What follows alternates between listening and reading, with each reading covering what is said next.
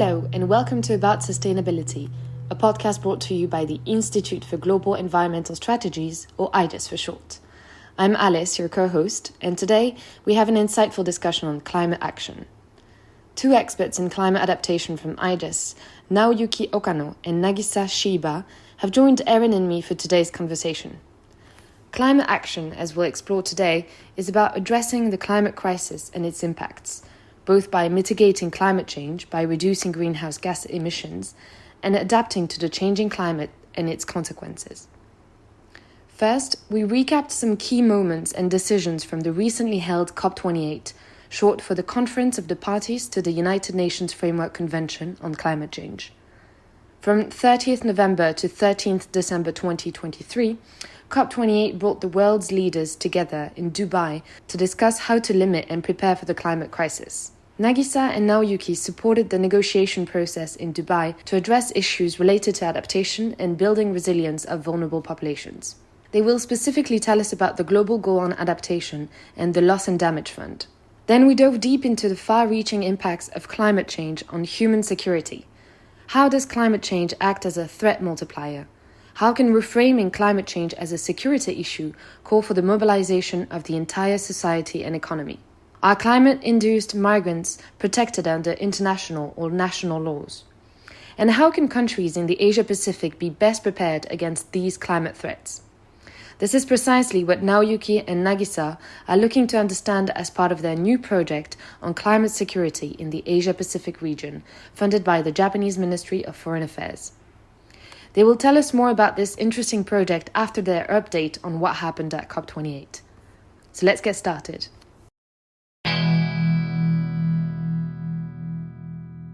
I think the COP28 was a really crucial conference because it's marked the very first GST, Global Stocktake. Global Stocktake is sort of the mechanism to assess the global effort, the collective effort under the Paris Agreement. And every 5 years, the parties just look back their climate actions over the past few years. And it's also a really important chance to update their nationally determined contributions. The COP28 had the very first outcome of the GST. Yeah, there were a lot of cross-cutting discussion on mitigation, adaptation, finance, and other means of implementation.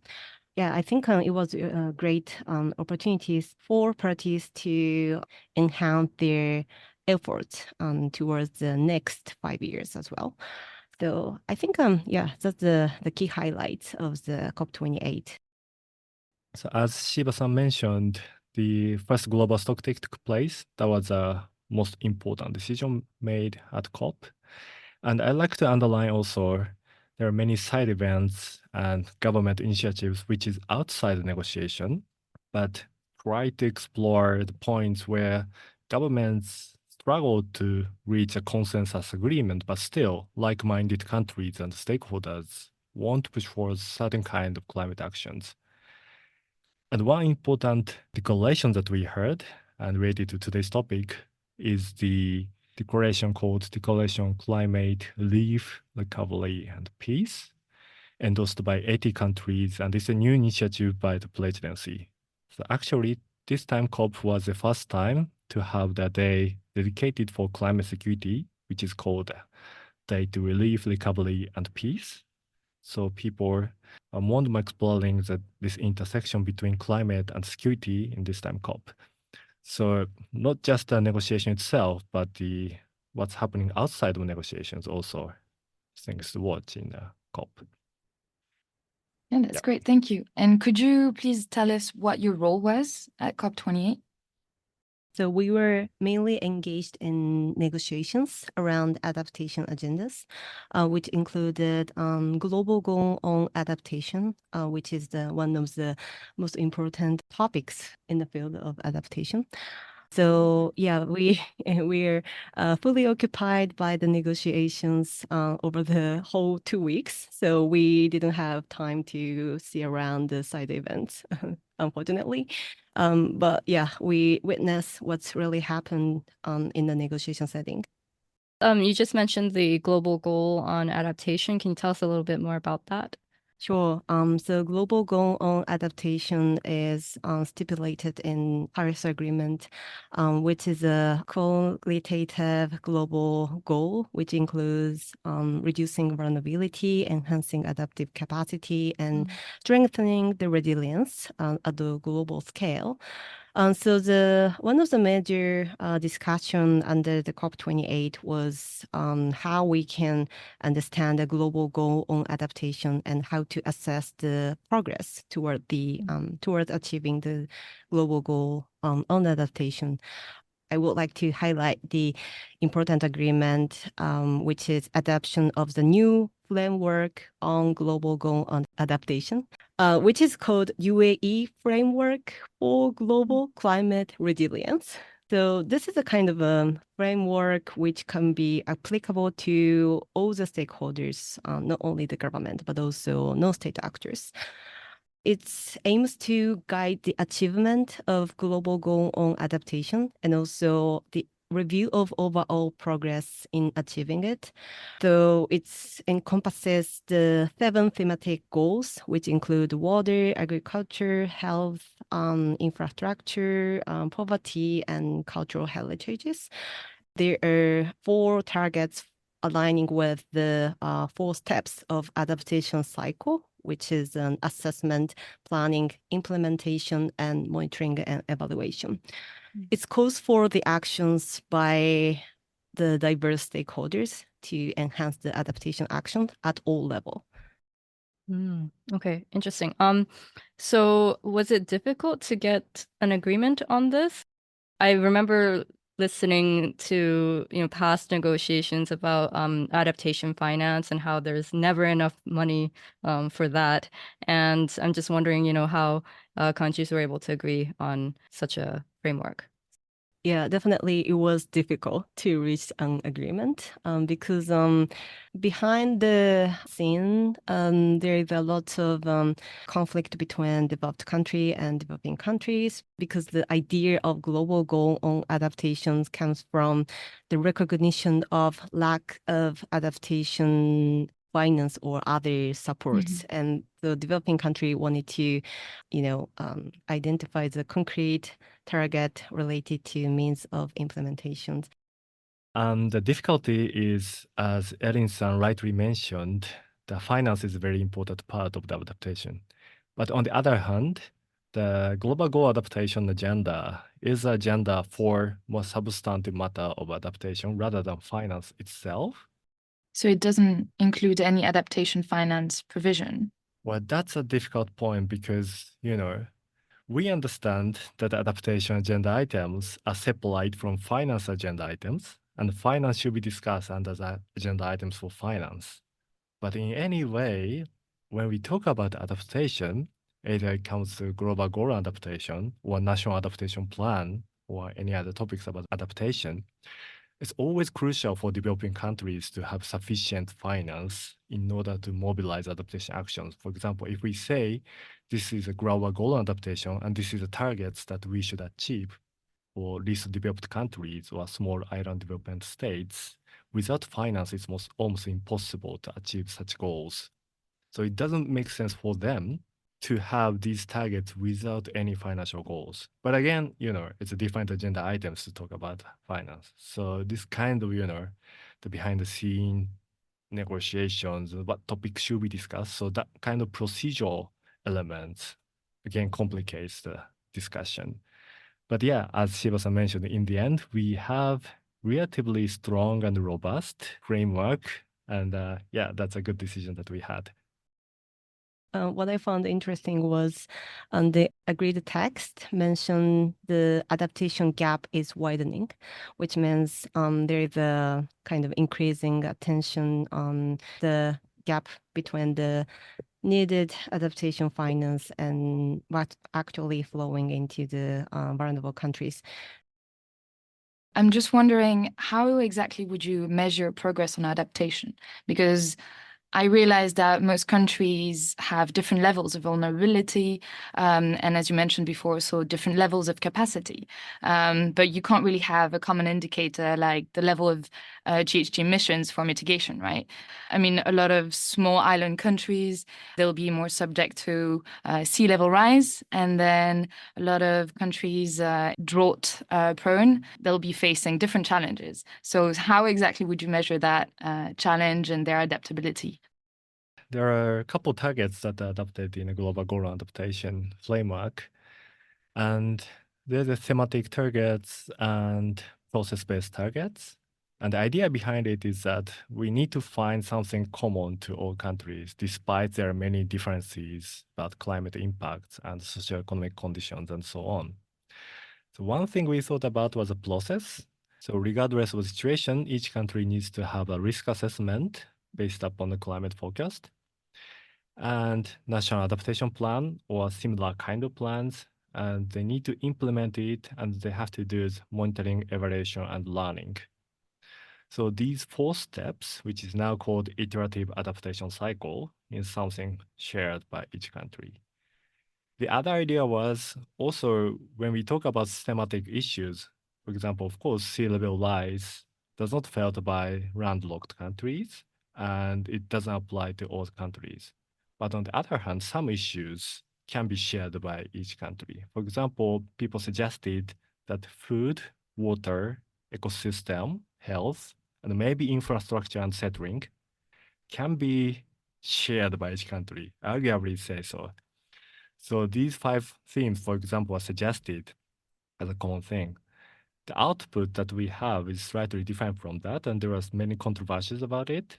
But yeah, that kind of discussion that what can be common, can be the common thing to be utilized for measurement of the progress was one of the core discussion. This is why the discussion on global goal on adaptation was really difficult because, as you said, the situation of climate risks and vulnerabilities are very different from country to country. It's really depending on the context. So that's why it was really tough to set the global goal. Yeah, and the targets or indicators are far too difficult to set.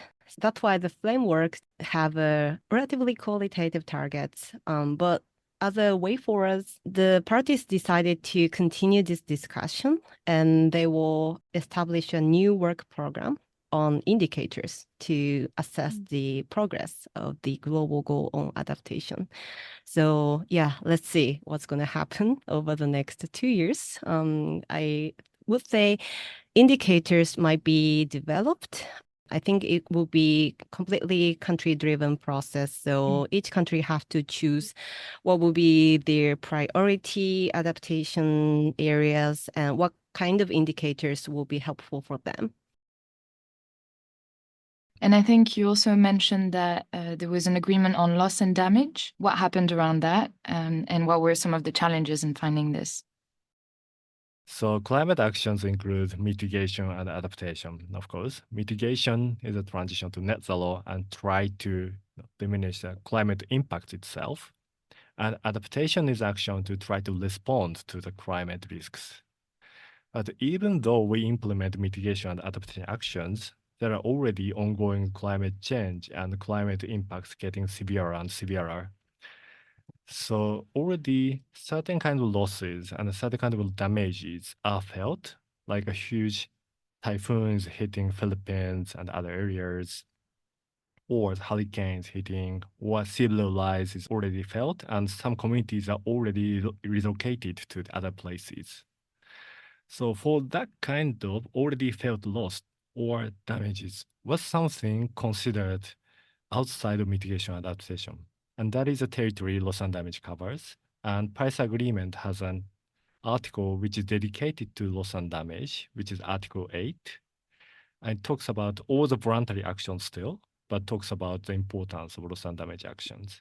So coming back to what decided the COP28, so the historical moment was actually COP27.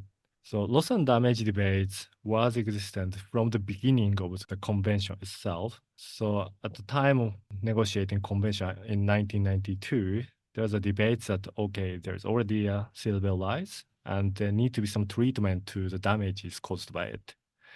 So some groups raise the point of maybe we need an insurance pool to cover that kind of damage.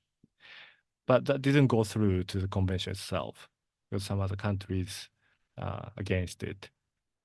And then after 30 years, gradually, the issue of loss and damage are felt more and more and understood. And it was a kind of taboo before, but now it's openly discussed and considered as a very important issue.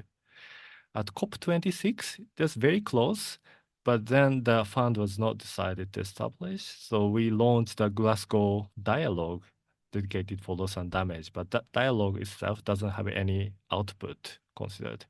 So it was aimed to nurture this shared understanding about loss and damage. And then COP27 was a historic moment where parties decided to establish loss and damage fund and finance facility for loss and damage.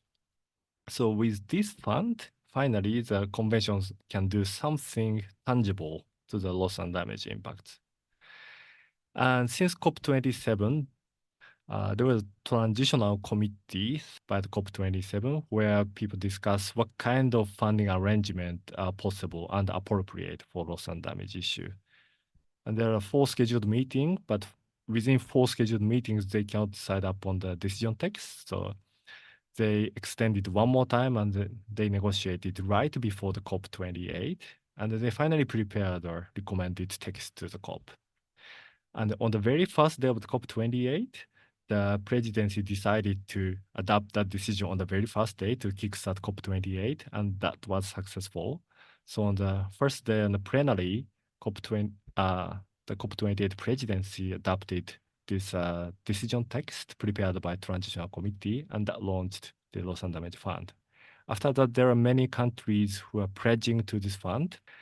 According to some data, which is not very enough for the loss and damage already felt, but still there are some pledges to mobilize these funds. So now we're at the stage to really actualize this investment into the relief and treatment of loss and damage. So maybe we can just move on to the climate security project. Yeah, if you could just briefly introduce us the climate security project that you're currently working on. So our project is a research project funded by Ministry of Foreign Affairs. And as a research topic, at least, it's a topic where we think about how climate change and security issues are connected to each other. So we have been talking about climate risks. When we speak about adaptation and loss and damage, we are talking generally about climate risk. The climate risk is related to the security risk as well. So security risk, I speak about the conflict or social instability or state fragility. So that kind of severe situation can be exacerbated by the climate change. So people speak about climate change as threat multiplier, where we say there's already a threat issues such as COVID-19 or Ukrainian war or different issues. And the risks caused by such security threat are multiplied by climate change. And that is the basic concept or idea that we think about when talking about climate security. So for example, in the Ukrainian war, due to that, maybe food price was struck in certain places. And in some places, access to food became really difficult. But food price volatility itself is also affected by the climate change because climate change makes some agricultural crops difficult to grow and they need to transit to the smart agriculture, but it's not nearly rapidly happening. It doesn't, the shift is not very easy. So Ukraine war itself caused the food price volatility and difficulty to access to food, but climate change strengthens that kind of impact. So this nexus between climate change and security, and that complicates the security issue itself, is a topic that we try to explore in this fund. You just mentioned that climate change is a threat multiplier, but in kind of the causal chain of things, there would be, say, like already some kind of existing threat, and then climate change comes in to make that worse. right? That's kind of what I'm picturing at the moment. But is it also possible that climate change is directly creating the threat that we're speaking about? Are you covering those types of climate security issues as well? Yeah, that is something we talk about mainly in a field called attribution study, where how we can connect the certain impacts of climate change with the temperature difference, or whether actually climate change causes this flood, or that sea level rise, or that kind of thing. But there are certain difficulties regarding this attribution science. So, for example, if we take a huge typhoon or huge flood, kind of certain climate impacts, but it's very difficult to say whether, without climate change, for example, this certain flood or this certain typhoon happened or not. So it's really difficult to claim the direct causal relationship between the climate change and certain threats. Actually, this concept of threat multipliers was not suggested as academic concept, but rather it's suggested as a policy concept. It's a policy concept coined in order to make an influence on the diplomatic and security policies in the United States mainly.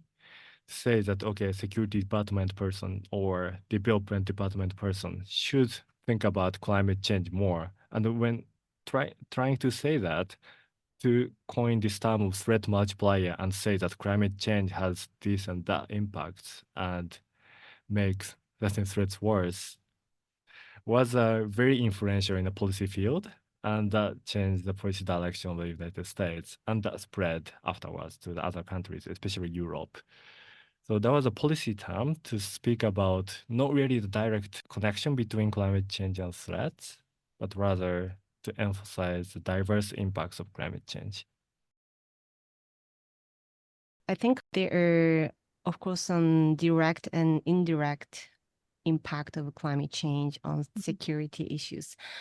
Yeah, as Naoki mentioned, there are like indirect kind of threat multipliers effect of climate change, like the human mobilities or the conflict, the food securities or increase of the natural disaster risks. On the other hand, the direct impact might be, yeah, they are not clearly delineated, but direct impact might be including the sea level rising, which impact the territories of 13 countries. And also due to the ice melting, there's the discussion going on, the North Arctic North Sea, which might be affecting the trade or transportations.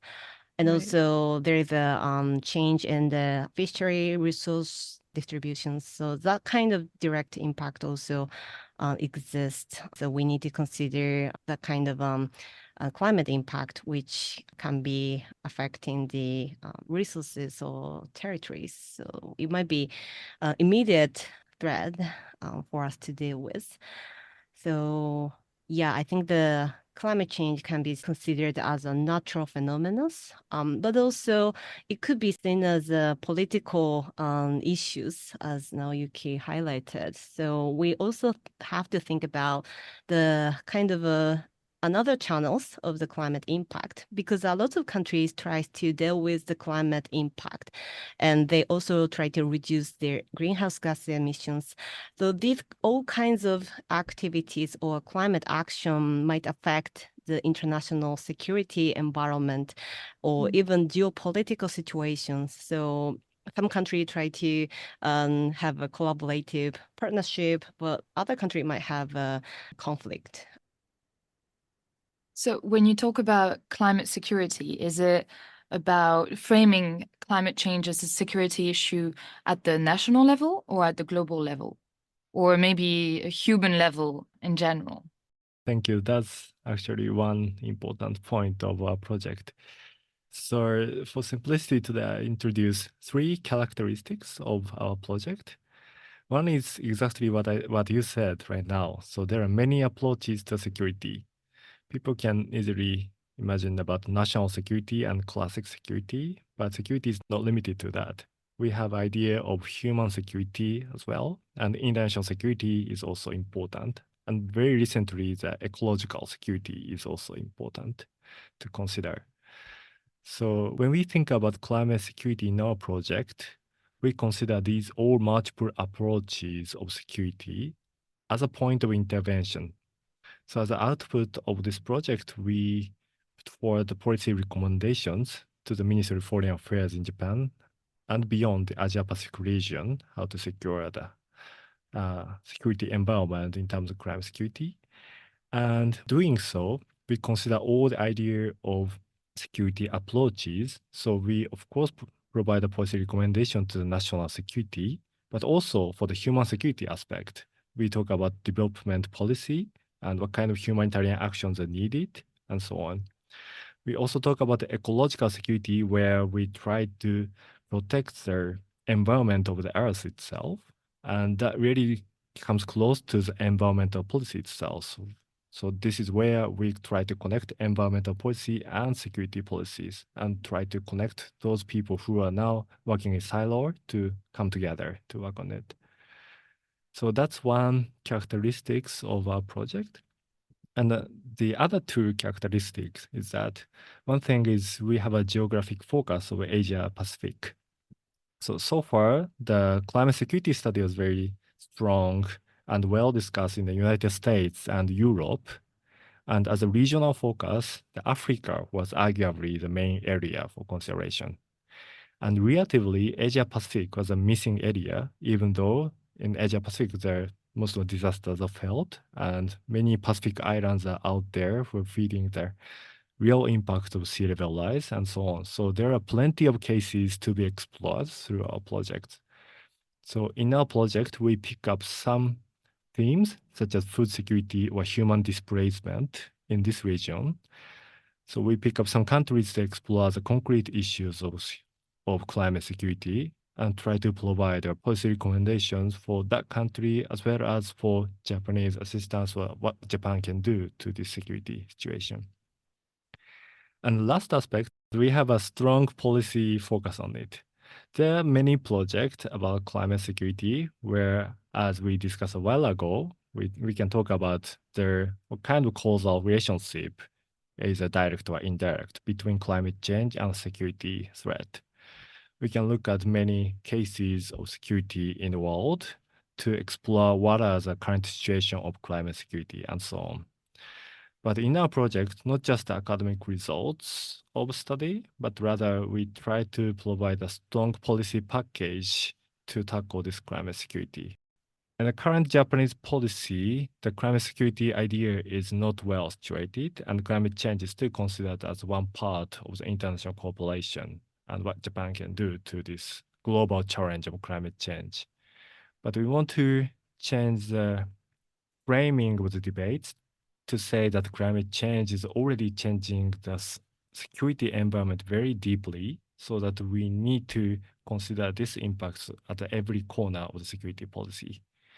So that strong policy focus is the last characteristic of our project. In my impression, the discussion around the climate security is, so to say, chaotic. So because the different people have the different definitions, and it covers energy, food security, and also the peace building perspectives. So yeah, it's really difficult to cover every single aspect. But I would say there's two ways to think about the climate security. One is thinking about climate change from the security perspective. Yeah, it might be related to energy, food, or disaster risk management. But on the other hand, we also think about the security from the climate change perspective. I think it includes the integration between the climate change impact and peace building, peacekeeping. So yeah, in our project, we will try to cover a lot of different aspects of the climate securities. But in the end, we will try to look at the kind of theoretical framework of the climate security so that we can discuss the climate security on the same page or on the same ground. Can you tell us more about how Japan's approach to climate security has evolved over the years and how it compares to other countries? Although the climate security discourse has been mainly taken place in Europe or in the US, Japan is one of the countries which consider the impact of climate change on its security at the earliest stage back in 2007. After that, the discussion took a pause for around 10 years. But the recently the momentum just came back. And I think the Ministry of Defense established the task force on climate change. And last year they adopted the climate change coping strategy to indicate how the Ministry of Defense and the JSDF respond to climate change impact. And also Japan's new national security strategy also mentioned climate change a lot in the context of energy security or international cooperation in the Asian Pacific region. So I would say Japan is now really serious about the climate and security nexus. I think behind it, G7 countries is also really proactive on this discussion. And last year, the G7 foreign ministers declared the statement on climate, environment, peace and security, which also led to the establishment of the Climate for Peace initiative. So I would say over the last few years, the discourse on climate security is getting a momentum. So it's really right time to start the new project on climate security in Asia. Is climate security an issue that is recognized by the UN Security Council, that is responsible for international peace and security? They take binding decisions whenever the global security is threatened. So have they made any statements regarding climate change, and has that been included as a major policy area within the UN Security Council? UN Security Council has been discussing climate change as part of their discourse since, I would say, 2013. So it's been a while. But still, the member country failed to adapt the concrete resolution on climate change impact on the security issues. But still, there are ongoing lively discussion on the climate change and security and peace nexus. Some countries created a new group, which is called the Friendship Group on Climate and Security, which is led by Germany and Republic of Now. There are some countries who are really eager to push climate change onto the security discussion under the United Nations. So I think the main point is how they can integrate the climate change perspective into the UN peace building and peacekeeping operations. I also wanted to highlight the UAE's initiative in recent years. I think the UAE was the COP28 presidency and also the presidency of the Security Council, and they convened the ministerial open debates on climate change, peace, and security. So that kind of platforms where the country can discuss the nexus between climate change and peace and security are already there. So I hope the UN Security Council and other UN agencies will just advance their discussion on this issue. Other than the Security Council, the role of UN agencies are also important to promote the climate and peace security nexus. There are a so-called climate security mechanism under the United Nations, which is an interagency partnership, which promotes the concrete action on the climate security across the different fields covered by the UN agencies. So the Security Council just focus on the discussion on the how the climate change could be integrated in the peacekeeping. We can also look at the other initiative or activities under the United Nations framework. I'm curious about what you mentioned regarding how climate change can be integrated into peacekeeping or peace-building activities. Do you have any concrete examples of how can that be implemented and where that has been successful? In this regard, I would like to draw one of the concrete example, which is the massive flooding in Libya. It happened in September this year, which caused a lot of deaths, I think more than 8,000 deaths. That kind of conflict-sensitive situation are more fragile to the climate change impact because that disaster was not only caused by climate change, but also affected by the conflict situation in the countries, because the conflict between the government and the military groups prevented the international assistance, including infrastructure development. Given the fact that most of the conflict-sensitive countries are also sensitive to climate change, integrating between the climate impact and risk management and the peace buildings are really crucial to ensure the most vulnerable population are really protected by the climate actions.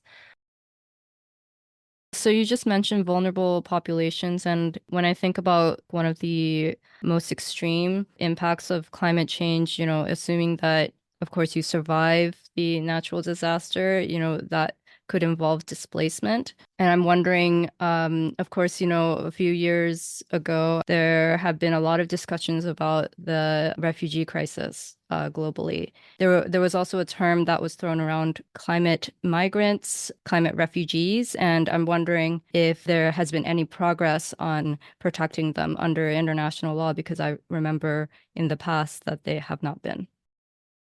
All right. So climate migration is actually one of our core themes of the project. And the human mobilities might be classified by migration, relocation, and displacement. And of course, displacement is the consequence of the climate impact or other disasters. So it's the negative one. But maybe human mobility, such as migration or relocation, are sometimes considered the proactive action like climate change adaptation measures. So yeah, we should be a little bit careful about that. And when it comes to the progress, I want to leave the legal discussion to Yuki, but I will say there are a lot of ongoing discussion on human mobility, and at COP28 I saw the climate mobility pavilion where there are lots of events on this issue happened.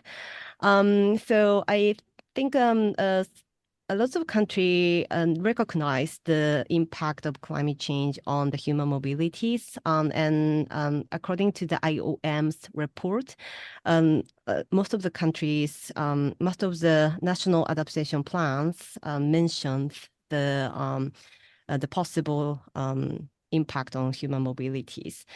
But they do not mention the concrete actions. This is a really difficult part of the dealing with this problem. So we really need the concrete actions. So it might include the social protections after the relocations, or including the financial support and any other support for the life after the relocations. So yeah, I think it's still a long way to go. In a legal protection of climate refugees is a very difficult topic. And as you might know, the Refugee Convention is a very old convention that comes 1950s. Doesn't protect climate refugee at all. So at that time, of course, we don't even know the climate change. So the only refugees protected are political refugees So those people who are escaping from one country due to political instability, those people who can't return to their country. So until now, climate refugees is not recognized under international law. So current international protection is mostly delivered through a soft measure and policy instruments, and some good practice which is bilaterally implemented. So if I first speak about policy and soft measures, UNHCR, UN Nations High Commission for Refugees, and IOM, International Organization for Migration. So these two organizations, one is taking care of refugees and one is taking care of migrants, are both prepared something called Global Compacts on Migration and Global Compacts on Refugees, both in 2018. And this is not a legally binding convention, but rather it's a framework to recognize the importance of this issue, either climate refugee or climate migrants, and try to call upon the policy actions at an international, regional, and national level, even local level, maybe. So this is a kind of framework, try to say that this direction policy should go, and there is a legal gap to protect this kind of people. Even though the legal agreement among the countries is difficult, this kind of soft initiatives are out there and try to push for the policy responses to it.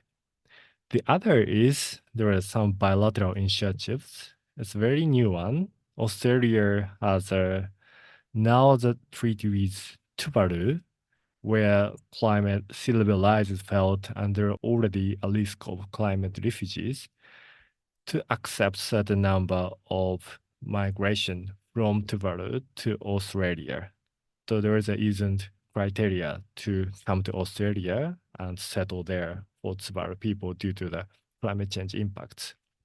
And the important point to underline is that this is not merely a bilateral agreement between Australia and Tuvalu in terms of climate displacement and mobility, but rather it's kind of package of security agreement. So Australia and Tuvalu is trying to build a security network between two countries so that not just climate mobility, but in terms of security environment itself, Tuvalu and Australia needs to have a prior agreement before making other security agreement as other third countries. So based upon this climate mobility issue, it is kind of reframing the security environment of Pacific area, which is a very tricky and important aspect of this new initiative. So yeah, so in essence, the kind of soft measures at the international level and some bilateral initiatives are out there to protect those climate migrants.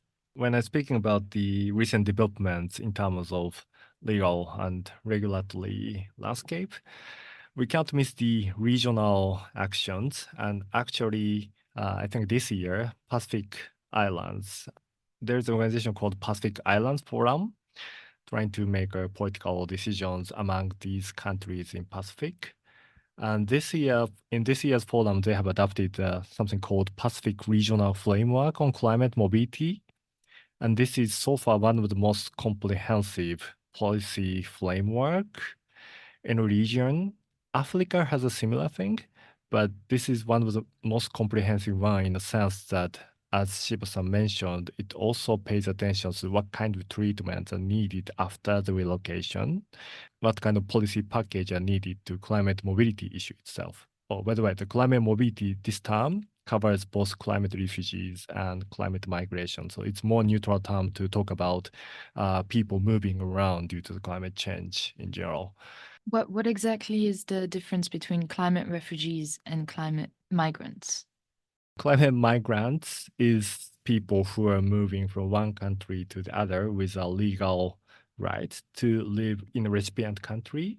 And climate refugees is not a proper legal term. Actually, it's a more political, or it's more time used by some politicians or medias to say that those people who cannot find a place to live in after the climate change relocation and try to respect those people's rights to live somewhere in the world at least, we coined the term climate refugee to say that these people also need to have refugee status, like the political refugees, that they have a special status as a refugee. So yeah, that's two different terms. The political leader of the Pacific Island country do not want to be called a refugee. Yeah, I think maybe a few years ago, there is a term, migration with dignity, was really attracting attention by the public. So yeah, of course, the migration happens due to disasters or other shocks. But even they migrate to other countries, they really want to retain their identity or culture. That kind of aspect should be considered in thinking about the policy package for the migrants. I carried out the research on climate migration in the Pacific, and I visited Fiji and Marshall Islands, and just tried to identify their real motivation to immigrate to other countries. And the climate change is not the main reason at this moment. So they just migrate for their better education or better employment. And interestingly, the Marshall Islander has the relationship with the U.S. and they can migrate to the mainland of the U.S. without a visa, thanks to the special agreement between these countries. But the thing is, they already faced the difficulties after their migration, so they cannot adjust themselves to the new life in the different countries. So there are a lot of the points that the international community can support, given the fact the number of the migration might be increasing due to the climate change. And one of the people from Kiribati, who are now based in Fiji, they said they migrated because they wanted to give the better education to their kids. They also considered the climate change as well, because if they think about the future of their country, the climate change might be affecting the environment and the life in the island. So in that sense, the climate change is part of their motivation to migrate. So if we assume the climate migrant will increase over the next decades, we have to start thinking over what kind of support we can provide. So I think Japan also have to think about how we can support the migrants, because I think that there are already a lot of people from the Pacific Island who are engaged in the fishery industry in Japan. What I wanted to know actually is, we talk about the Pacific Islands a lot, and I guess this is like become the poster child of climate security or climate migration concerns, maybe in this region. But I'm wondering if, you see any similar or maybe not even similar, but other examples in South Asia region or Southeast Asia or even, North or East Asian. Yeah, actually, we implement the field research in Bangladesh, which is southwest area of Bangladesh called Kurna region. And coastal area of Bangladesh is somewhere the biggest number of climate change migration. I think the internal, most of them are internal migrants rather than the climate refugees. But the internal migration expected to happen in the coming decades. So of course, the human mobility issue is highlighted due to the sea level rise, and Pacific Islands is a kind of representative or kind of like typical case to talk about it. But yeah, in the coastal regions, the impacts of sea level rise are felt everywhere, and the people mobilize not just a slow onset impacts such as sea level rise, but floods happening seasonally is also causing people to mobilize in those regions. So yeah, Bangladesh is one of the case studies that we do, and that is the national and local policy frameworks are not ready yet. So we really need urgent actions to treat that case as well. Yeah, and it's not limited to Bangladesh, of course. It's many of the coastal regions in this area are feeding this risk. So does Japan have any considerations of sort of enlarging their definition of asylum seekers or refugees? That's very difficult question to answer. And in case of Japan, the first thing we need to consider is not really policy instruments or policy approach, but rather a political situation. There's a debate about how many foreigners we can accommodate in Japan. And this kind of political debate should go through before we can think about the policy packages. And of course, from our project, we might have some policy recommendations about, okay, this kind of amount of climate refugees or climate migrants are expected in the Asia-Pacific region. And this can be where Japan can contribute to the international society to protect such people and protect human rights of those people. Then, that kind of policy landscape out of Japan and international context should negotiate with the Japanese political context domestically to come up with a policy package. So that's a very difficult point, and I'm not sure whether we can engage with that domestic debates as a part of our project, but that is a key issue indeed. So as part of your project, you'll be more looking into the risks around increasing climate refugees. Yeah, in my view, the first point is to raise awareness about how much climate refugees, how much climate migrants are expected to come out in this region, and what possibility that Japan has in responding to it as a region.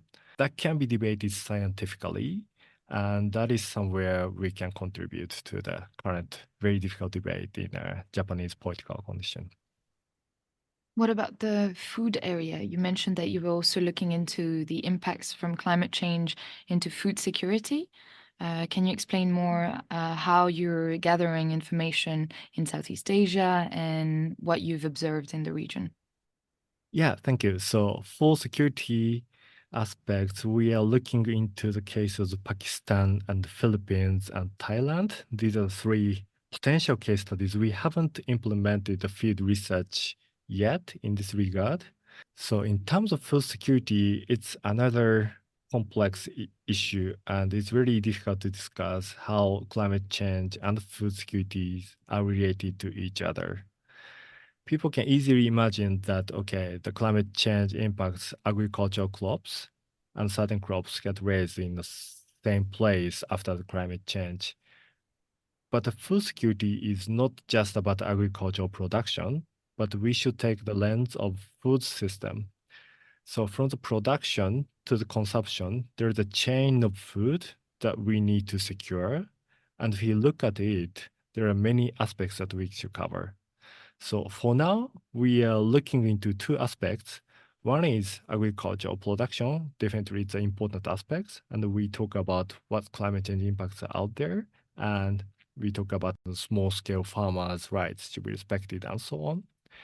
And on the other hand, we also look into the food value chain, where food are delivered from one country to other. But those value chains can also be hampered by the climate change impacts, and we need to secure, for example, the Japan needs to secure its own food value chain so that even when the certain part of the world are hit by the hurricane or typhoon, enough amount of food is secured in a domestic market, and so on. Yeah, I think it's interesting that you raised that, because I think when we talk about climate security, sometimes it feels like a faraway problem for people living in the global north. But, when you mention food and the fact that Japan has a very low self-sufficiency rate, if I understand correctly, it's all the more important for us to even deal with it as a local issue as well. The impact of climate change on the food production is not simply just a climate risk or climate impact. Right. But actions to respond to climate change also have certain effect on food production. So for example, if we install a large renewable area in one place, that can cause conflict with agricultural area as well. And depending on the policy making in those countries, food production also changes a lot, and it causes food price volatility in the international markets. So yeah, not just climate change, but climate actions as well. We need to consider and try to secure food security in that context. So when you develop adaptation plans, how do you make sure that all areas are sort of addressed at the same time? For example, energy security, food security, as well as security against disasters. I feel like that must be a huge challenge. And is there sort of a guidance on how to map your adaptation so that you're addressing each of those different threats? So I think, yeah, as I said, it's really difficult to think about all the aspects of the resilience. But yeah, that's why there's an ongoing debate on the mainstreaming adaptation into the different policy instrument. So the national adaptation policy itself is just a kind of overarching policies which covers different sectors. But typically, the National Adaptation Plan is developed by the Ministry of Environment in many countries. Discussion happens in the different ministries, like infrastructure, economy, or the food, or other kinds of sectors might have to consider the actual actions for building a resilience in each sector. So that's why the mainstreaming is a key to spread the ideas of the resilience development pathway to all aspects of the societies. So yeah, that's why the mainstreaming of adaptation is highlighted in COP. We can maybe remember the global goal adaptation framework. So we have these thematic targets now. We have these water targets, food targets, and ecosystem targets, and so on. And that will assist or that will facilitate each country to select priority areas and make the adaptation plans more comprehensive. But we need to remember that this global goal adaptation framework is a voluntary one, and it's just a suggestive list of targets. So each country can, of course, pick up their own priority areas looking at this global goal adaptation framework. But yeah, that will facilitate to make each country's national adaptation plan and adaptation policies more comprehensive. And that will help each country to try to make an integrated policy approach. Thank you for listening to About Sustainability. Please subscribe at podcast.iges.jp or search for About Sustainability wherever you normally get your podcasts. If you've got feedback, you can review us on your podcast directory of choice or reach out on Twitter at IGES_EN. About Sustainability is produced by the Institute for Global Environmental Strategies. Any views expressed during the podcast are those of the speaker at the time of recording and do not necessarily reflect the views of IGES. Thank you for choosing to spend your time with us. We don't take that lightly, and we hope you'll join us next time.